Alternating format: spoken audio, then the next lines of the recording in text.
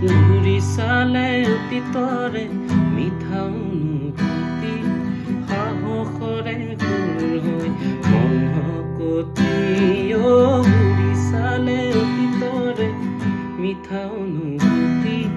পাওঁ সেই সৰলতা সংস্কৃতি দেশৰ কাহিনী মূলা জয়মতী লাচিতৰে শৰাই গান আইতাই গোৱা বৰগীত ঘোষা নীৰৱে কপে কলি যায় চিনাকি চিনাকি মন অচিনাকি মন মুখা পিন্ধি